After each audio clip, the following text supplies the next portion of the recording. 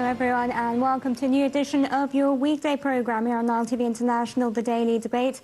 I'm your host for tonight, Nancy Sarah Barakat, and up for discussion tonight, two main events making headlines here in Egypt and abroad. We'll be starting off tonight's discussion with a look at the strides being made in Egypt's industrial sector and the means and measures taken by the government to boost this vital industry. Today saw President Abdel Fattah al-Sisi inaugurate a number of industrial projects in the Delta Governorate of Damietta, including the $1.9 billion expansion project carried out at the Mr Fertilizers production company Mopco factory. Sisi also inaugurated a number of new projects in the 6,500 acres new Damietta city, including a military hospital implemented by the Engineering Authority of the Armed Forces. The day also saw the President inspect the work progress at the Damietta Global Logistics Centre and a furniture city project in the Mediterranean city. Just how important will these projects be in boosting the industrial sector? Is there a particular significance to boosting industry in Damietta specifically? And how can increasing industry have an overall effect on the economy? That's going to be coming up on the first segment of the programme today. Later on in the hour, we'll be reviewing the latest updates surrounding the tragic Egypt Air plane crash that took place on Thursday and claimed the lives of all 66 people on board.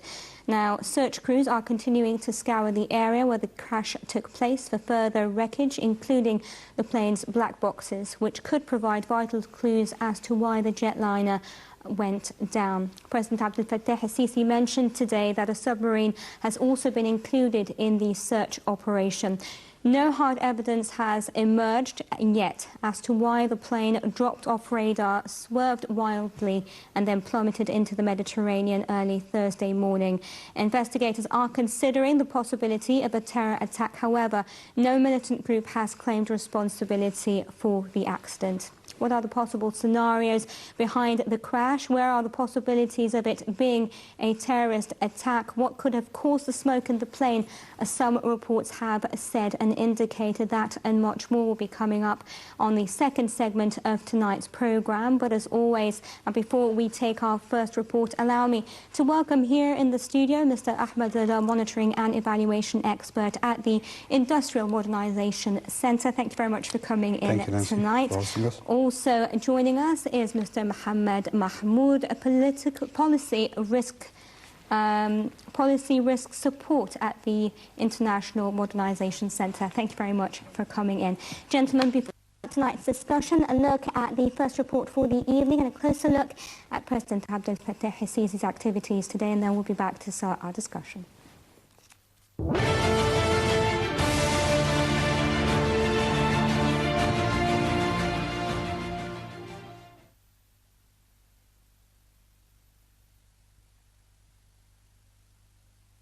President Abdel Fattah al-Sisi went ahead with his scheduled visit to Damietta on Sunday, opening extensions to a fertilizer plant and several development projects, as the hunt continues for the two black boxes of an Egyptair flight that crashed off the coast of Egypt on Thursday. The official purpose of President al-Sisi's visit was to open additional facilities for fertilizer production, as well as new hospital, a furniture factory and housing and river transportation projects. However, the President took time to update the public on the latest developments in the operation to salvage wreckage bodies and the two black boxes of the Egyptair flight MS-804, which crashed toward the end of its journey from Paris to Cairo. Speaking at the opening of the new plant's facilities, President al-Sisi said that salvagers responding to the MS-804 crash had been supplied with equipment from the oil industry, including a submarine that can descend to 3,000 meters. He also told listeners that Egypt would remain resilient in the face of challenges and that the nation has benefited from the return of stability. The President added that it was important to consider consider how the media presents Egypt to the world. President Sisi was joined on his Damietta trip by Petroleum Minister Tariq Al-Mullah, Prime Minister Sharif Ismail and several other officials.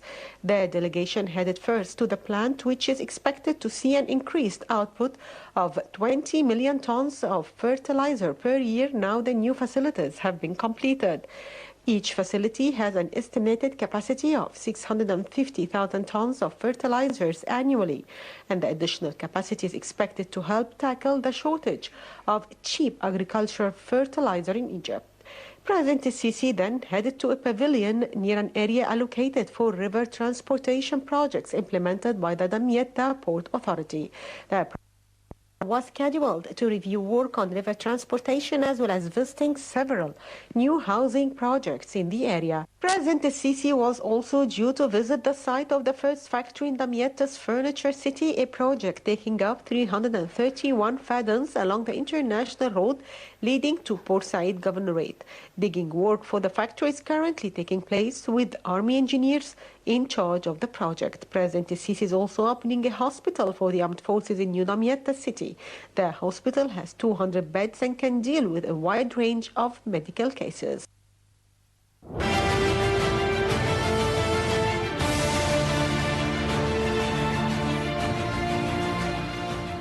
Welcome back, ladies and gentlemen. To start off tonight's discussion, I'm being joined over the phone by Mr. Ahmed Rizk, investment expert. Thank you very much for joining us. Thank you. Mr. Ahmed, let me start off by your overall impressions of the expected outcomes of today's projects that were inaugurated today by President Abdel Fattah el-Sisi in Damietta. It's a very positive project, and it's actually an expansion from 650,000 tons to 1.3 million tons, which is enough to close majority of the gap in the distribution of this particular important product, which is fertilizers. Right. And how will these, will this particular project have a positive impact, not just on the industrial sector, but on the economy as well? It's very positive because there are two issues that were inherent in this sector that we experienced over the past 4 to 5 years. Right. First of all, we don't have an issue in total production. Total production is 15 million tons annually, and the local consumption is around 9 million tons. Still, there is a gap in local distribution. Around 7.5 million tons are being distributed to local agriculture. So there is a local gap of 1.5 million tons. The reasons of the gap are three.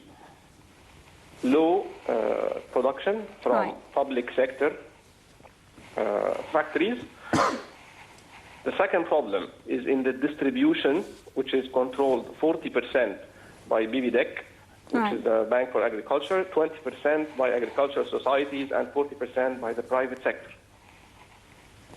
We need also to improve the distribution cycle for the product itself. Right. The third issue is the increase in the price and inavailability of natural gas, which created a cost push to all the companies producing fertilizers.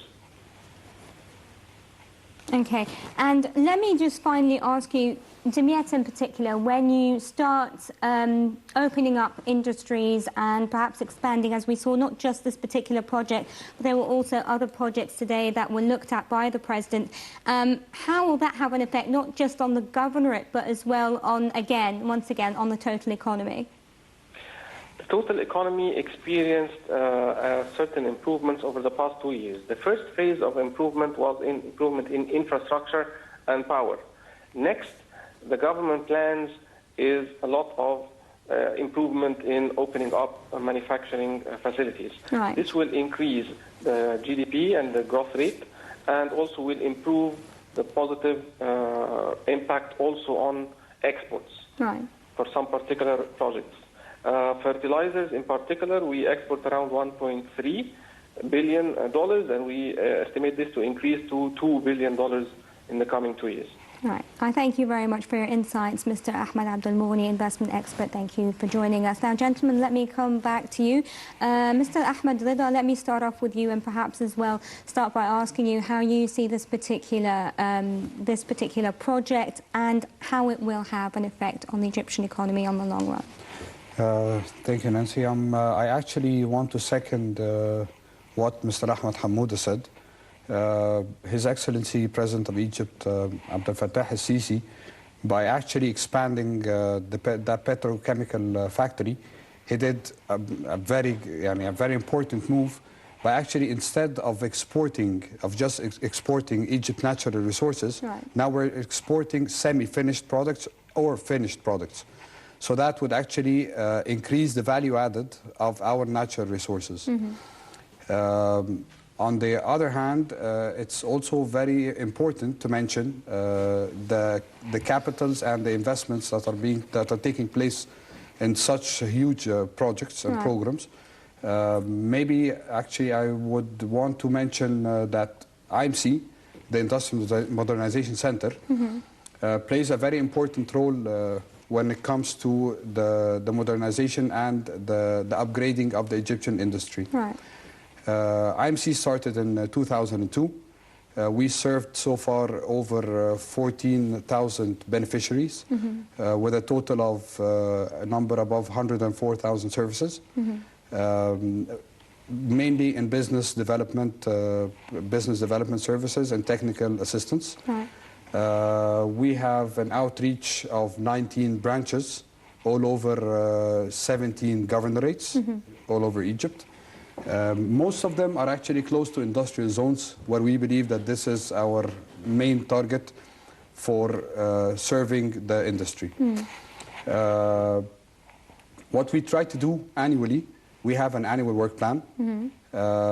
Annually, we have a technical tour that goes all over Egypt, visiting most of the industrial zones all over Egypt. The technical team is made up starting with our Executive Director, Engineer Ahmed Taha, followed with sector heads from different industrial sectors and other technical assistants and departments. Especially, we have some cross-cutting solutions and functions. Right. What we try to do is to figure out the constraints that the industrial sector is facing in Egypt. So currently, the constraints we see, actually, one of them was actually addressed through the factory that His Excellency the President opened in Damietta today, right, which is exporting, because we're trying to limit the imports and increase the exports, especially due to the dollar exchange rate and problem right now. Another problem is transforming the informal sector into a formal sector.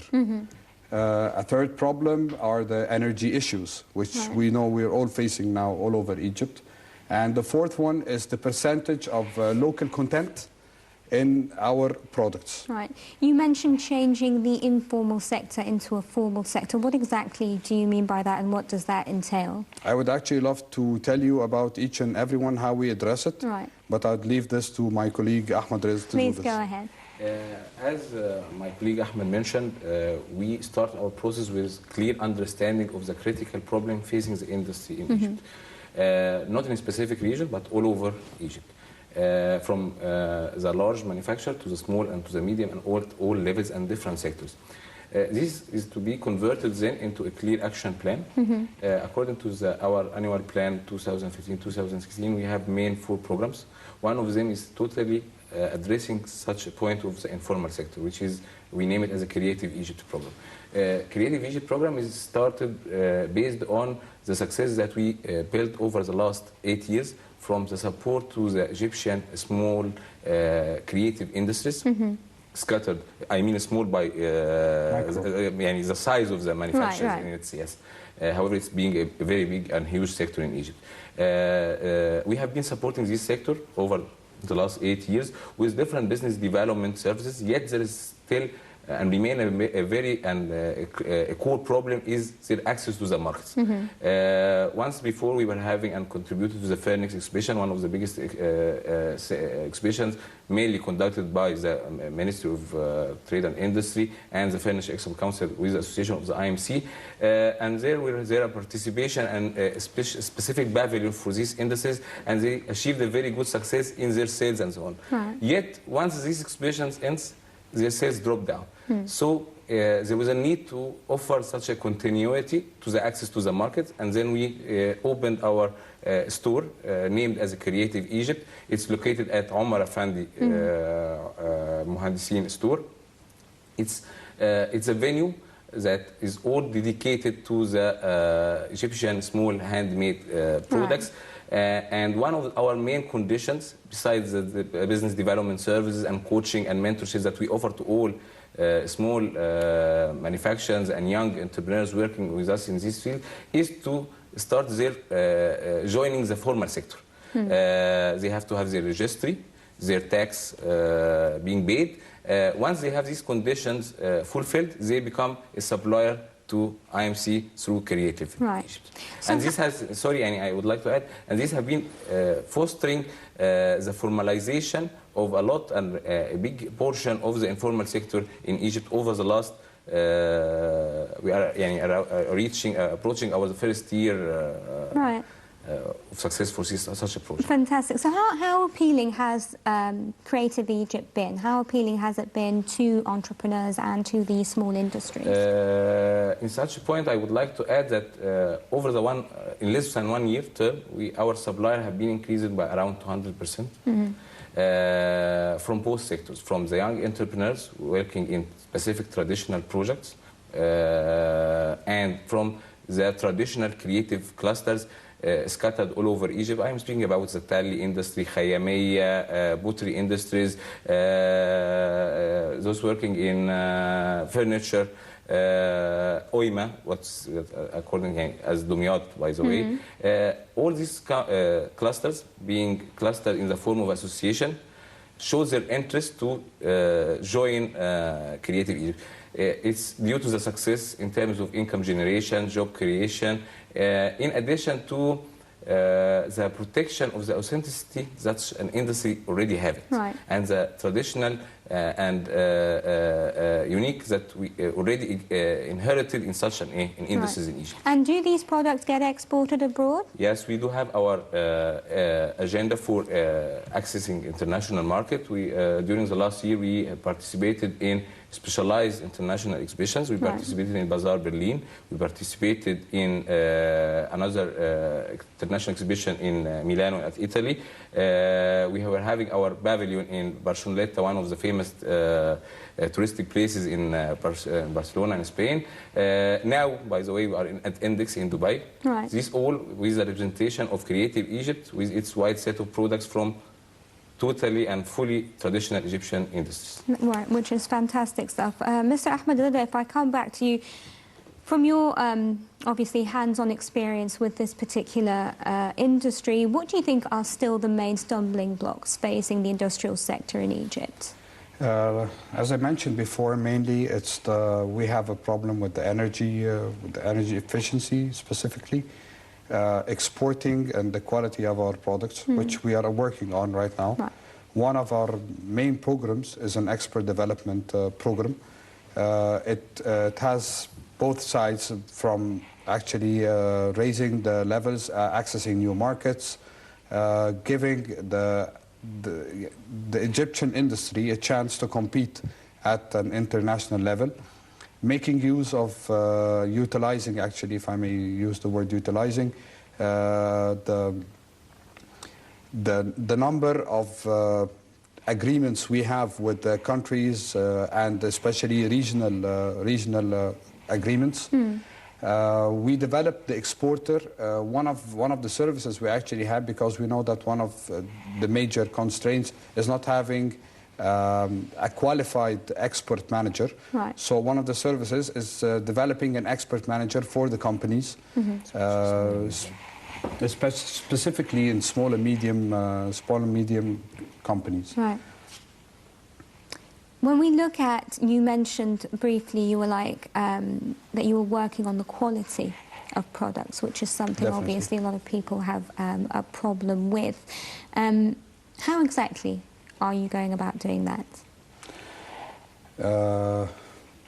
Okay, actually, when we visit one of the beneficiaries or the factories, the first thing we do is something we call the company assessment tool. It's an in-house developed tool where we actually have to assess the company at all levels. Then we have something called the maturity level. It's basically 3 different levels.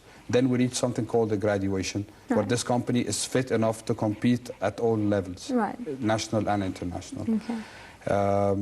One of the major issues we face that we cannot upgrade a company from, let's say, grade A to grade B, or from grade B to grade C, unless their quality has been upgraded and improved. This we do through our experts and bringing other experts on the matter, subject matter experts sometimes even, to upgrade that quality to that certain level where we know it's good enough to access all markets. Right. Please go ahead. One of the major points here to add to my colleague is understanding the market and international market requirements. Right. Of course, there is a minimum level of quality being required as a local market or as international market. Yet, when we are speaking, for example, about the EU or our exports to the USA markets or Japan or whatsoever developed countries, there is always a set of specific requirements where we have to support our manufacturers, especially the small and medium enterprises, to understand such requirements and how to adopt it, being ended up with a product eligible to the export or to the penetrate such a market and manage the competition with all other developing countries in a very successful way. Right. Well, Mr. Reda, don't you think that this all plays into the whole concept that the President has been reinforcing, if you will, over and over again, of empowering the youth? Because, again, you gentlemen are quite young. We're talking about young entrepreneurs. How is this play? I mean, to what extent, A, is the youth involved, and B, to what extent are they interested, and how has empowering them been a success? Tackling this point in the IMC is done at 2 levels, from the internal level and the external level. As for the external level, there is a specific program tailored for entrepreneurs, and the objective is to encourage entrepreneurship. What kind of service we deliver? We help them with coaching, with mentorship. Sometimes usually we advise them with legalities. Such a level or such a category is not so much familiar with legal requirements. They do have a problem with getting information, finalizing their paperwork, and so on. Always IMC staff is in their support and help them fulfilling all what kind of requirements they have, in addition to linking them with financial and services offered by banks or by other funding institutions, in addition to entities that are responsible for incubation or providing support and development to such a category. At the internal level, one of the advantages being working at the IMC is a belief of the management in how to empower our staff, mainly the young of them. And we have been we're enjoying a luxury of training and development and a clear career path at the IMC. And I wish having all other governmental bodies having the same scope. How do you guys feel empowered? I mean, we're here. Being there. Right, okay. We're already here. Okay, well, that's great stuff. Thank you very much, gentlemen, for joining us tonight. Mr. Ahmed Reda, monitoring and evaluation expert at the Industrial Modernization Center. It was a pleasure having you with us. Mr. Ahmed is a policy support unit manager at the Industrial Modernization Center. It was a pleasure. Ladies and gentlemen, for our second report, we take a look at the latest developments with regards to the Egypt airplane that went down on Thursday with all 66 people on board. And then we'll be back to discuss that. Stay with us.